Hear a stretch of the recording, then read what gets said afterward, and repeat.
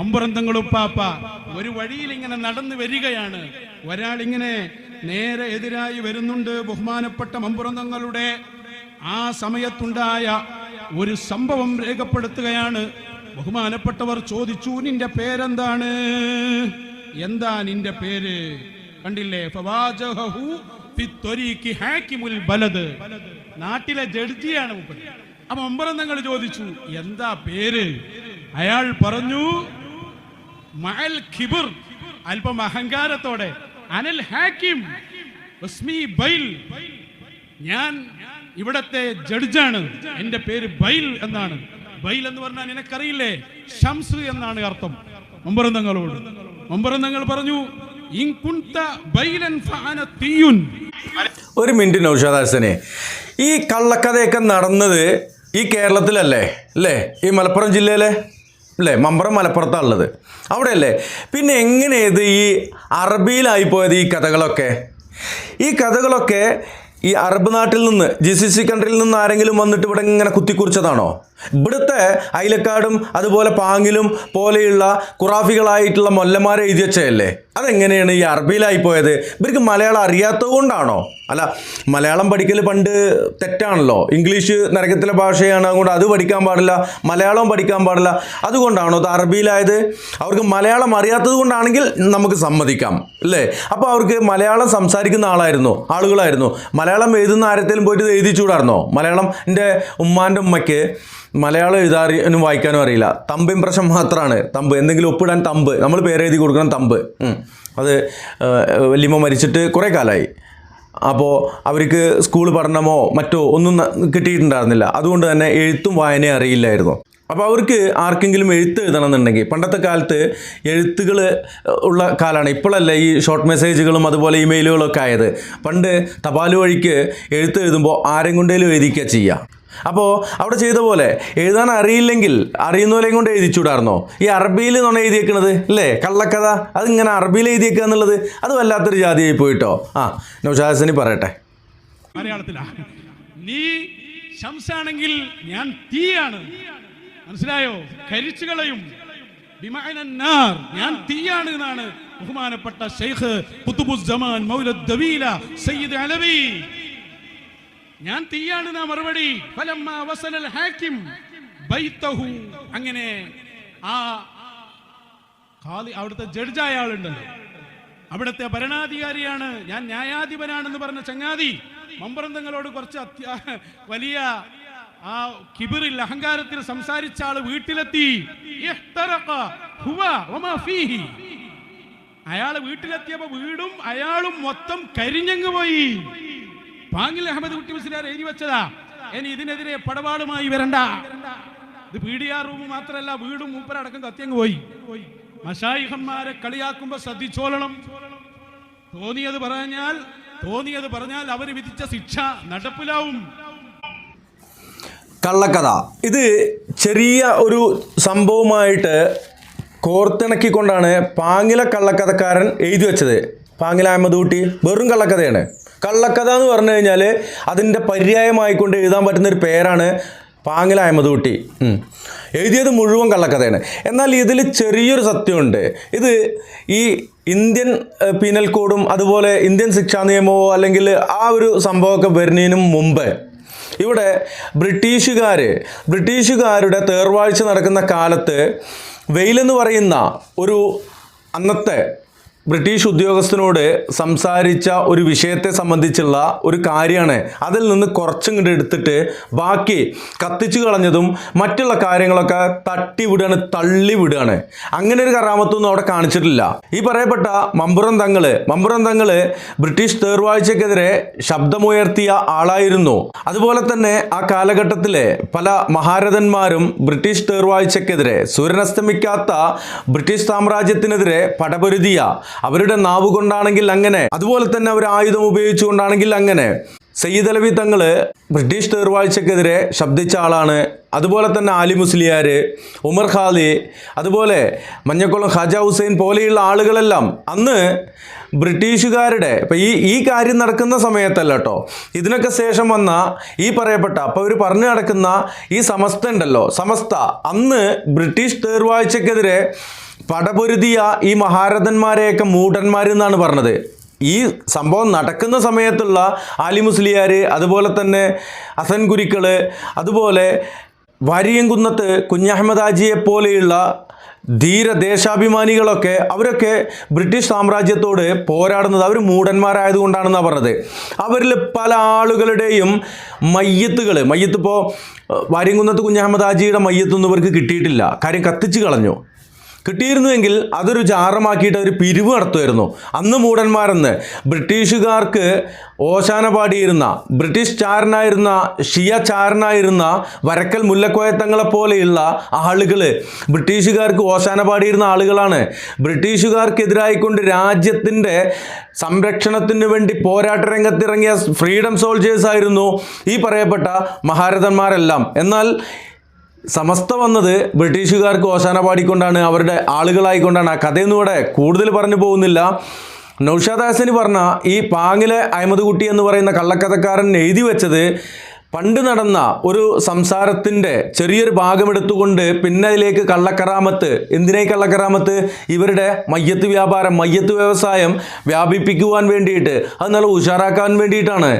അതിനുവേണ്ടി മാത്രമാണ് ഇവർ ഈ കള്ളക്കറാമത്തും കള്ളക്കഥയും പറഞ്ഞു നടക്കുന്നത് എന്നുള്ളതാണ്. ഇൻഷാ അല്ലാഹ് മമ്പുറം തങ്ങൾ ആരായിരുന്നു എന്നുള്ളത് നമ്മൾ ഒരു തവണ കാണിച്ചതാണ്. ഒരിക്കൽ കൂടി ആ വീഡിയോ അല്ലെങ്കിൽ അദ്ദേഹത്തിൻ്റെ ആ ഒരു നിലപാട് ഇവിടെ വിശദീകരിക്കപ്പെടുന്നുണ്ട്. കാണുക, മനസ്സിലാക്കുക. അള്ളാഹു അനുഗ്രഹിക്കട്ടെ. അസ്സലാമു അലൈക്കും വറഹ്മത്തുള്ളാഹി. മമ്പുറം തങ്ങൾ എന്ന തങ്ങളിൽ നിന്നാണ് ഈ പ്രസ്ഥാനത്തിന്റെ ദീപശിഖയുടെ പ്രയാണം ആരംഭിച്ചത്. നിഷേധിക്കുവാൻ കഴിയുകയില്ല. ആരായിരുന്നു മമ്പുറം തങ്ങൾ?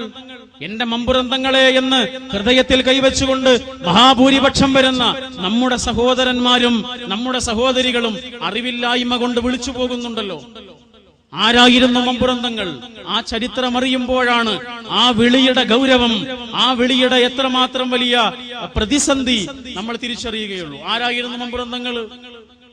കേരളത്തിലെ മുസ്ലിങ്ങൾക്കിടയിൽ നവോത്ഥാനപരമായ ചിന്തയുടെ ഒന്നാമത്തെ വിത്തും വേരുമായിരുന്നു മമ്പുറം തങ്ങൾ. മലയാള ഭാഷയിൽ ഖുതുബ നിർവഹിച്ച പണ്ഡിതനായിരുന്നു അദ്ദേഹം. മലയാള ഭാഷയിൽ മാത്രമേ മമ്പുറം സയ്യിദ് അലവിത്തങ്ങൾ റഹിമഹുല്ലയും അദ്ദേഹത്തിന്റെ മകൻ മമ്പുറം സയ്യിദ് ഫളൽ പൂക്കോയ തങ്ങളും ഖുതുബ നിർവഹിച്ചിട്ടുള്ളൂ. ഇതാരാ പറയുന്നത്? കേരള ചരിത്രമാണ് പറയുന്നത്. ബ്രിട്ടീഷുകാരുടെ ഉദ്യോഗസ്ഥന്മാർ മലബാറിലുണ്ടായിരുന്നു. അവരുടെ മേലുദ്യോഗസ്ഥന്മാർക്ക് അയക്കുന്ന ഒരു കത്തുണ്ട്. ആ കത്തിലാണ് പറയുന്നത്, ഇവിടെ സയ്യിദ് അലവി എന്ന പേരിലുള്ള ഒരു പുരോഹിതനുണ്ട്. ആരാണത്? അതാണ് മമ്പുറം തങ്ങൾ. ആ സയ്യിദ് അലവി എന്ന പുരോഹിതൻ വെള്ളിയാഴ്ചയിലെ പ്രസംഗങ്ങളിലൂടെയാണ് ആളുകളെ ബ്രിട്ടീഷുകാർക്കെതിരെ തിരിക്കുന്നത്. നിയമലംഘനം നടത്താൻ, നികുതി അടക്കില്ലെന്ന് വാശി പിടിക്കാൻ ഈ ജനങ്ങളെ പ്രേരിപ്പിക്കുന്നത് സയ്യിദ് അലവി എന്ന പുരോഹിതൻ അയാളുടെ വെള്ളിയാഴ്ചയിലെ പ്രസംഗങ്ങളിലൂടെയാണ്. നമ്മൾ പറയുന്നതല്ല. കേരളത്തിലെ മുസ്ലിങ്ങളുടെ ചരിത്രം വസ്തുതാപരമായി പഠിച്ച പ്രൊഫസർ KM ബഹാവുദ്ദീൻ എഴുതിയിട്ടുള്ള കേരള മുസ്ലിങ്ങൾ ചെറുത്തുനിൽപ്പിന്റെ ചരിത്രം എന്ന ഒരു പുസ്തകമുണ്ട്. ആ പുസ്തകം നിങ്ങളൊന്ന് വായിച്ചു നോക്കണം. നമ്മുടെ പ്രിയപ്പെട്ട സഹോദര സംഘടനയിലുള്ള ആളുകളോട് നമ്മൾ പറയാണ്, മമ്പുറം സയ്യിദ് അലവി തങ്ങളും അദ്ദേഹത്തിന്റെ പുത്രൻ സയ്യിദ് ഫളൽ പൂക്കോയ തങ്ങളും മലയാള ഭാഷയിലല്ല വെള്ളിയാഴ്ചയിലെ ഖുതുബ നിർവഹിച്ചിരുന്നത് എന്ന് തെളിയിക്കാൻ ഒരു തെളിവൊന്നും വേണ്ട. ഒരു തെളിവിന്റെ കീറ് കൊണ്ടുവരാൻ കഴിയുമോ? കഴിയില്ല. വെല്ലുവിളിക്കൊന്നല്ല. വെല്ലുവിളിക്കുന്ന ശീലം ഈ പ്രസ്ഥാനത്തിന് ഇല്ലാത്തത് കൊണ്ട് വെല്ലുവിളിക്കുന്നില്ല. ഇതൊരു ചോദ്യമാണ്, സ്നേഹപൂർവമുള്ള ഒരു ചോദ്യം. മമ്പുറം സയ്യിദ് അലവി തങ്ങളും അദ്ദേഹത്തിന്റെ മകനും വെള്ളിയാഴ്ചയിലെ ഖുതുബ നിർവഹിച്ചിരുന്നത് മലയാള ഭാഷയിലാണ് എന്ന് തെളിയിക്കാൻ ഒന്നിലേറെ തെളിവുകൾ കൊണ്ടുവരാൻ നമുക്ക് കഴിയും. പക്ഷെ അങ്ങനെയല്ലെന്ന് പറയാൻ ഒരു തെളിവിന്റെ കഷ്ണം പോലും കൊണ്ടുവരാൻ ഇല്ല. പിന്നെ എങ്ങനെ കൊണ്ടുവരും? അടുത്ത കാലത്താണല്ലോ മമ്പുറം നേർച്ച സമാപിച്ചത്. 4-5 ആഴ്ചകൾക്ക് മുമ്പാണ് കഴിഞ്ഞത്. അതിലങ്ങോട്ട് പോകാൻ കഴിയില്ലായിരുന്നു, അത്രയും തിരക്കായിരുന്നു. മമ്പുറം ആണ്ട് നേർച്ച നിങ്ങളൊന്ന് ആലോചിച്ച് നോക്കൂ. ആണ്ട് നേർച്ചയിലെ അനാചാരങ്ങളെ കുറിച്ച് മമ്പുറം സയ്യിദ് അലവി തങ്ങളോട് അന്ന് ഒരാൾ ഫത്വ ചോദിച്ചിട്ടുണ്ട്. നേർച്ചയിൽ അന്ന് മുട്ടും വിളിയൊക്കെ ഉണ്ടാകുമല്ലോ, പെട്ടിവരവ് ഉണ്ടാകുമല്ലോ, അത് ഇസ്ലാമികമായി ശരിയാണോ എന്ന് മമ്പുറം സയ്യിദ് അലവി തങ്ങളോട് ഒരാൾ ഫത്വ ചോദിക്കുന്നുണ്ട്. അദ്ദേഹമാണ് അന്ന് നമ്മുടെ നാട്ടിലെ മുഫ്തി. അതുകൊണ്ടാണ് ആ ചോദ്യം ചോദിക്കുന്നത്. ആ ചോദ്യത്തിന് മമ്പുറന്തങ്ങൾ കൊടുക്കുന്ന ഒരു മറുപടിയുണ്ട്. 25 പേജുകളുള്ള ഒരു മറുപടിയാണ്. അത് ഇന്നും കണ്ണൂരിലെ അറക്കൽ രാജകുടുംബത്തിന്റെ തറവാട്ടിൽ സൂക്ഷിച്ചു വെച്ചിട്ടുണ്ട്. അതിൽ അദ്ദേഹം പറയുന്നുണ്ട് എന്താണ് ഇസ്ലാമിലെ നേർച്ച എന്ന്. ഇസ്ലാമിലെ ഏത് പ്രകാരമുള്ള നേർച്ച മാത്രമാണ് അനുവദനീയമെന്ന് മമ്പുറം സയ്യിദ് അലവി തങ്ങൾ കൃത്യമായി വിശദീകരിക്കുന്നുണ്ട്. CN അഹമ്മദ് മൗലവിയും KK മുഹമ്മദ് അബ്ദുൽ കരീം മാഷും എഴുതിയിട്ടുള്ള മഹത്തായ മാപ്പിള സാഹിത്യ പാരമ്പര്യം എന്നൊരു പുസ്തകമുണ്ട്. ഇന്നും വാങ്ങാൻ കിട്ടുന്ന ഒരു പുസ്തകമാണ്. ആ പുസ്തകത്തിൽ ഈ ഫത്വ മുഴുവനായും കൊടുത്തിട്ടുണ്ട്.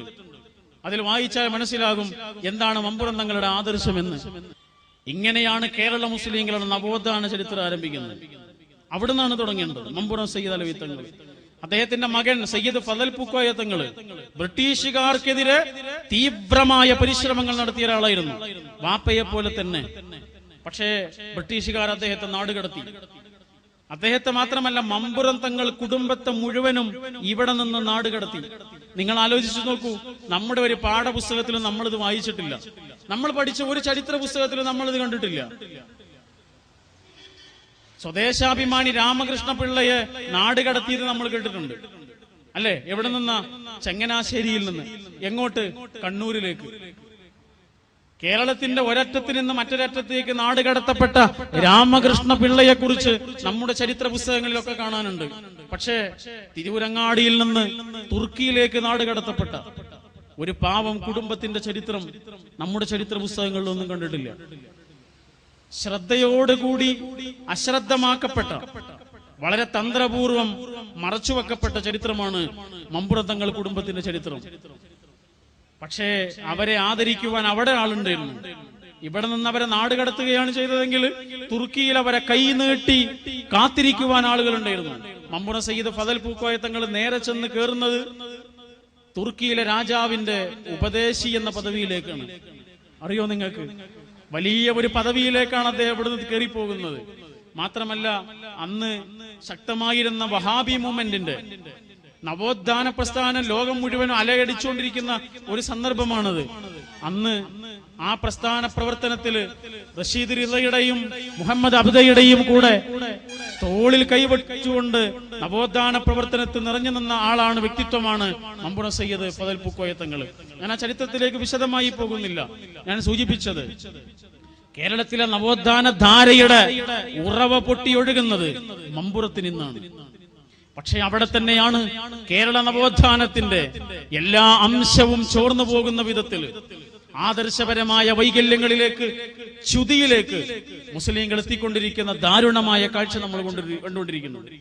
3/4 നൂറ്റാണ്ട് കൊല്ലങ്ങൾക്ക് മുമ്പ്, അല്ലെങ്കിൽ 1.5 നൂറ്റാണ്ട് കൊല്ലങ്ങൾക്ക് മുമ്പ് കേരളത്തിലെ മുജാഹിദ് സംഘടനകള് സംഘടനാ രൂപം പ്രാപിച്ചിട്ട് 90 വർഷത്തോളമായി. സംഘടനാ രൂപം പ്രാപിക്കുന്നതിന് മുമ്പ് തന്നെ ആദർശപരമായ രൂപം പ്രാപിച്ചിട്ടുണ്ട്. അതാണ് മമ്പുറം തങ്ങൾ മുതലുള്ള ചരിത്രം. അങ്ങനെയാണെങ്കിൽ അത് 1.5 നൂറ്റാണ്ടിലേറെ കാലമായി. അത്രയും കൊല്ലങ്ങൾക്ക് മുമ്പ് സംഘടനാ രൂപം പ്രാപിച്ചതിന് ശേഷം പ്രത്യേകിച്ചും മുജാഹിദുകൾ ഈ സമൂഹത്തോട് ഒരുപാട് കാര്യങ്ങൾ പറഞ്ഞിട്ടുണ്ട്. അന്നൊക്കെ അതിനെ ഇവിടെയുള്ള ആളുകൾ എതിർത്തു. അക്ഷരം പഠിക്കണം എന്ന് പറഞ്ഞു, അതിനെ ആളുകൾ എതിർത്തു. നമ്മുടെ യാഥാസ്ഥികരായ ആളുകൾ എതിർത്തു. ആശുപത്രിയിൽ പോകണം എന്ന് പറഞ്ഞു, അതിനെ എതിർത്തു. വല്ല അസുഖവും വന്നാൽ നേരെ പോകാറുള്ളത് പള്ളിയിലെ മൂലയുടെ അടുത്തേക്കാണ്. അദ്ദേഹം ഒന്ന് ഊതും, അല്ലെങ്കിൽ ഒരു നൂല് മന്ത്രിച്ചു കൊടുക്കും, അല്ലെങ്കിൽ ഒരു ഏലസ് കെട്ടിക്കൊടുക്കും. ഇതൊക്കെയാണ് ചികിത്സാ രീതി.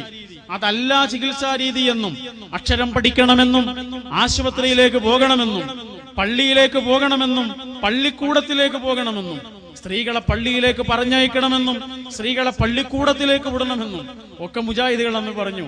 യത്തീംഖാന തുടങ്ങി. നേരത്തെ ഇവിടെ പറഞ്ഞല്ലോ, 1920കളില് വസൂരി പിടിപെട്ട ആ സമയത്ത് ഒരുപാട് മക്കൾ അനാഥരായി. മുസ്ലിങ്ങളുടെ കുട്ടികൾ മാത്രമല്ല, എല്ലാവരുടെയും കുട്ടികള്. ആ മക്കളെ മുഴുവനും തോളിൽ കൈവച്ചുകൊണ്ട് മഹാനായ MK ഹാജി കൊണ്ടുപോയത് സ്വന്തം വീട്ടിലേക്കായിരുന്നു. അതാണ് പിന്നെ തിരൂരങ്ങാടി യത്തീംഖാനയായി മാറിയത്. അവിടെ മുസ്ലിങ്ങൾ മാത്രമൊന്നല്ല പഠിച്ചിരുന്നത്. നിങ്ങൾക്കറിയില്ലേ, പിന്നീട് MLA പോലും ആയി തീർന്ന, PSC മെമ്പറായിരുന്ന KP രാമൻ മാസ്റ്റർ, മുസ്ലിം ലീഗിന്റെ MLA ആയിരുന്നു അദ്ദേഹം, KP രാമൻ മാസ്റ്റർ.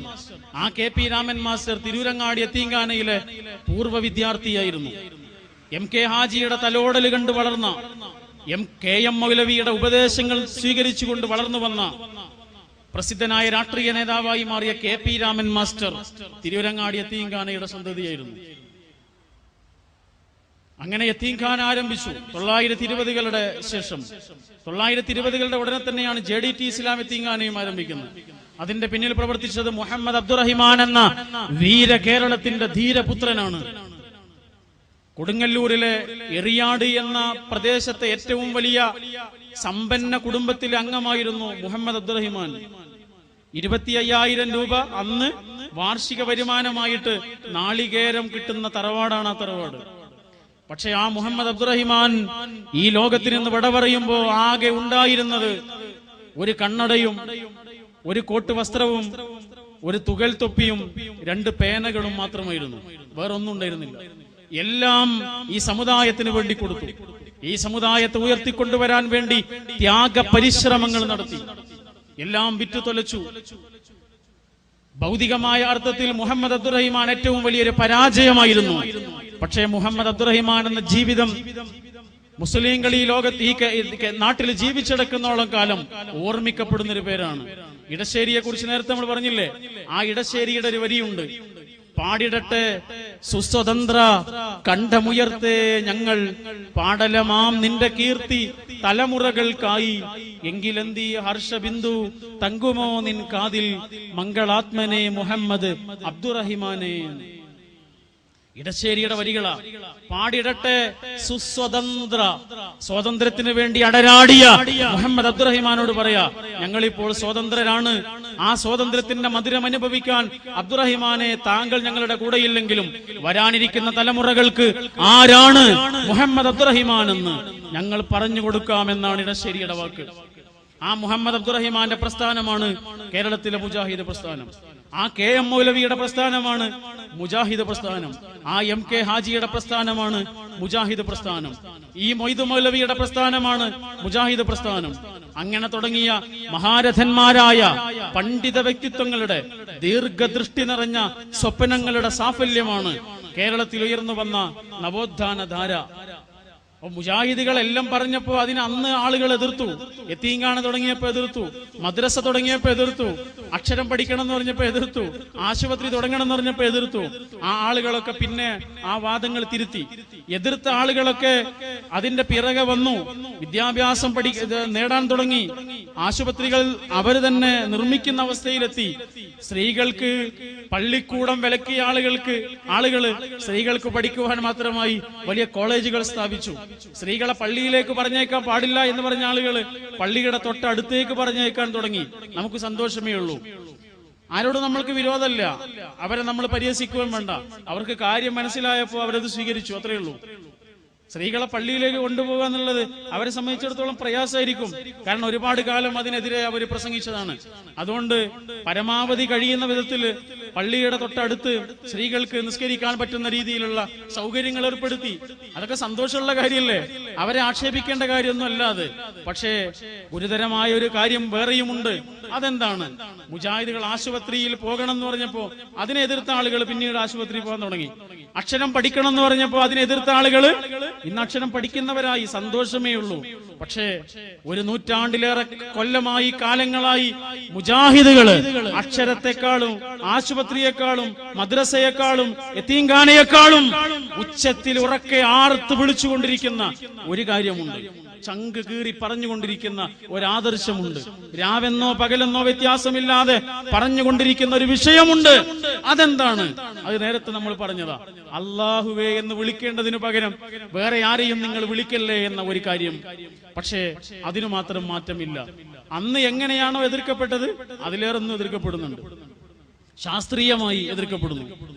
സംവിധാനങ്ങളോടെ, സാങ്കേതിക മികവോടെ ഇന്ന് എതിർക്കപ്പെടുന്നു. അതാണ് നമുക്ക് സങ്കടം. നിങ്ങൾ ആലോചിച്ച് നോക്കുന്ന സഹോദരന്മാരെ, ഒരാൾ നിസ്കരിച്ചില്ല എങ്കിൽ, നിസ്കാരത്തിൽ വീഴ്ച വരുത്തിയെങ്കിൽ അയാൾക്ക് നിസ്കരിക്കാത്തതിന്റെ കുറ്റേ കിട്ടുള്ളൂ, അല്ലെ? ഒരുപക്ഷെ അള്ളാഹു ഇത് പുറത്തു കൊടുത്തൊന്നും വരാം. അല്ലെങ്കിൽ ഒരാൾ നോമ്പ് നോറ്റില്ല എന്ന് വിചാരിക്കുക, ആ നോമ്പ് നോൽക്കാത്തതിന്റെ കുറ്റം അയാൾക്ക് കിട്ടുള്ളൂ. ചിലപ്പോൾ അള്ളാഹ് അത് പുറത്തു കൊടുത്തൊന്നും വരാം. ഒരാൾ കളവ് പറഞ്ഞാൽ ആ കളവ് പറഞ്ഞതിന്റെ ശിക്ഷയാണ് അയാൾക്ക് കിട്ടുക. ഒരുപക്ഷെ അള്ളാഹ് അത് പുറത്തു കൊടുത്തൊന്നും വരാം. പക്ഷേ അല്ലാഹുവേ എന്ന് വിളിക്കേണ്ടതിന് പകരം വേറെ ആരെയെങ്കിലും ഒരാളെന്ന് വിളിച്ചു പോയാൽ അതോടുകൂടി അയാളുടെ നിസ്കാരവും അയാളുടെ നോമ്പും അയാളുടെ പ്രവർത്തനങ്ങളും അയാളുടെ ദാനധർമ്മവും അയാളുടെ സക്കാത്തും അയാളുടെ കർമ്മങ്ങളെല്ലാം നിഷ്ഫലമാകുന്നു. അതുകൊണ്ടാണ് ഈ വിഷയം ഇങ്ങനെ പറയുന്നത്. നമുക്ക് ഈ ലോകത്ത് പ്രത്യേകിച്ച് ഒരു ഗുണം അതുകൊണ്ടില്ല. പക്ഷെ ഇതാണ് സത്യം. എന്റെ സഹോദര സംഘടനകളിൽ ആളുകളോട് പറയാനുള്ളത്, നിങ്ങൾ ഈ പ്രസ്ഥാനത്തിലേക്ക് വരണമെന്നൊന്നും നമ്മൾ പറയണില്ല. നിങ്ങൾ അവിടെ തന്നെ നിന്നോളൂ. നിങ്ങൾ ഏതൊരു സംഘടനയിലാണോ അവിടെ തന്നെ നിന്നോളൂ. പക്ഷേ അള്ളാഹുവേ എന്ന് വിളിക്കേണ്ടതിന് പകരം നിങ്ങൾ വേറെ ആരെയും വിളിക്കരുത്. അതോടുകൂടി ജീവിതമാണ് നഷ്ടപ്പെടുന്നത്, ഒരായുസ് ആണ് വ്യർത്ഥമാകുന്നത്. അതാണ് തൗഹീദിന്റെ വിഷയം. ഈ ഒരു വിഷയമാണ് മുജാഹിദ് പ്രസ്ഥാനത്തിന് പറയാനുള്ളത്. ഇന്ന് കേരളത്തിൽ 2 മുജാഹിദ് പ്രസ്ഥാനങ്ങളുണ്ട്. സമൂഹത്തിന് കൃത്യമായി അതറിയാം. സമൂഹം അത് വിലയിരുത്തുകയും ചെയ്യുന്നുണ്ട്.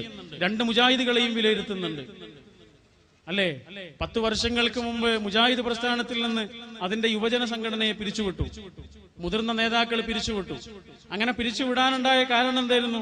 യുവജന സംഘടന ഒരുപാട് സേവന പ്രവർത്തനങ്ങൾ ചെയ്യുന്നു എന്നുള്ളതായിരുന്നു. ഒന്നും ചെയ്യുന്നില്ല എന്ന് പറഞ്ഞിട്ട് യുവജന സംഘടനകളൊക്കെ പിരിച്ചുവിടാം. പക്ഷെ ഒരുപാട് ചെയ്യുന്നു എന്ന് പറഞ്ഞിട്ടാണ് അന്ന് പിരിച്ചുവിട്ടത്. പാവപ്പെട്ടവർക്ക് ആംബുലൻസ് സൗജന്യമായി കൊടുക്കുന്നു.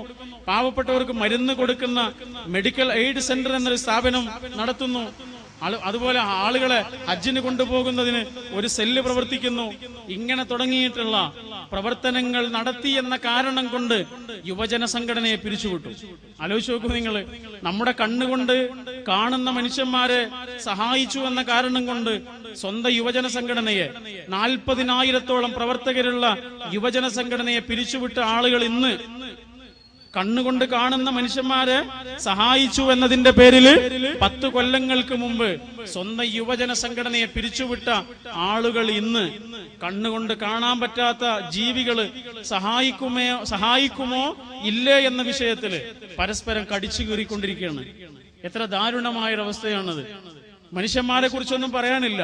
ഈ കാണുന്ന ലോകത്തെ കുറിച്ച് പറയാനില്ല. ഈ ലോകത്തിന്റെ പ്രശ്നങ്ങളെ കുറിച്ച് പറയാനില്ല. മനുഷ്യാവകാശ ദിനത്തിൽ പോലും കേരളത്തിലെ ഒരു പ്രസിദ്ധമായ പ്രദേശത്ത് ഒരു പ്രസംഗം നടത്തുന്നുണ്ട് ഒരാള്. അയാൾ പറയുന്നത് മുഴുവനും പരസ്പരമുള്ള തെറിവാക്കുകളാണ്, ആക്ഷേപങ്ങളാണ്. മനുഷ്യാവകാശത്തെ കുറിച്ച് ഒരു വാക്കുപോലും അയാൾ പറഞ്ഞില്ല. ലോകത്തിലെ ഏറ്റവും വലിയ മനുഷ്യാവകാശത്തിന്റെ പ്രവാചകന്റെ മതത്തിന് വേണ്ടി ഉണ്ടാക്കിയിട്ടുള്ള ഒരു സ്റ്റേജിൽ വെച്ചിട്ട് മനുഷ്യാവകാശ ദിനത്തില് അതിന് പറ്റുന്ന ഒരായത്ത് പോലും അയാൾ പറഞ്ഞിട്ടില്ല. പരസ്പരം കടിച്ചു കീറുന്നു, പരസ്പരം ആക്ഷേപവാക്കുകൾ കൊണ്ട് തമ്മിൽ തല്ലുന്നു. എന്റെ പ്രിയപ്പെട്ട നാട്ടുകാരോട് പറയാനുള്ളത്, ആ മുജാഹിദുകളോട് ഈ മുജാഹിദുകൾക്ക് ഒരു ബന്ധമില്ല. ഈ മുജാഹിദുകൾക്ക് വേറൊരു ബന്ധമാണുള്ളത്. അത് നേരത്തെ നമ്മൾ പറഞ്ഞ ഒരാശയധാരയുടെ ബന്ധമാണ്. മുഹമ്മദ് അബ്ദുറഹിമാൻ എന്ന ധീരനായ മനുഷ്യ സ്നേഹിയുമായുള്ള ബന്ധമാണ്. അബൂബക്കർ കാരക്കുന്ന് എന്ന ധീരനായ മറ്റൊരു മനുഷ്യ സ്നേഹിയുമായുള്ള ബന്ധമാണ്. MK ഹാജി എന്ന ധീരനായ ഒരു സാമൂഹിക പ്രവർത്തകനോടുള്ള ബന്ധമാണ്. KM മൗലവി എന്ന ധീരനായ ഒരു പണ്ഡിതനോടുള്ള ബന്ധമാണ്. മമ്പുറം തങ്ങളി എന്ന ധീരനായ ഒരു രാജ്യസ്നേഹിയോടുള്ള ബന്ധമാണ്. ആ ബന്ധമാണ് ഞങ്ങളെ ഇത്ര ഊക്കിൽ സംസാരിക്കുവാനും ഇത്ര ഉണർവിൽ നിന്നുകൊണ്ട് പ്രസംഗിക്കുവാനും ഇത്ര സ്നേഹത്തോടു കൂടി നിങ്ങളോട് സംവദിക്കുവാനും ഞങ്ങൾക്ക് കെൽപ്പ് തരുന്ന ചരിത്രം അതാണ്. അതുകൊണ്ട് ഈ പ്രസ്ഥാനത്തെ നിങ്ങൾ തിരിച്ചറിയണം. ഈ പ്രസ്ഥാനത്തെ നിങ്ങൾ തിരിച്ചറിയണമെന്ന് മാത്രമല്ല, ഈ പ്രസ്ഥാനം സമൂഹത്തിന് കൈമാറുന്ന സ്നേഹത്തിന്റെ, മനസ്സിന്റെ ആഴങ്ങളിൽ നിന്നുള്ള ആഹ്ലാദം അനുഭവിക്കുന്ന ആദർശത്തിന്റെ സന്ദേശമാണ് തൗഹീദിന്റെ സന്ദേശം. അത് തിരിച്ചറിയുവാൻ എന്റെ പ്രിയപ്പെട്ട സഹോദരങ്ങളോട് അഭ്യർത്ഥിച്ചുകൊണ്ട് എന്റെ വാക്കുകൾ ഞാൻ ഉപസംഹരിക്കുന്നു. വറഹ്മത്തുള്ളാഹി.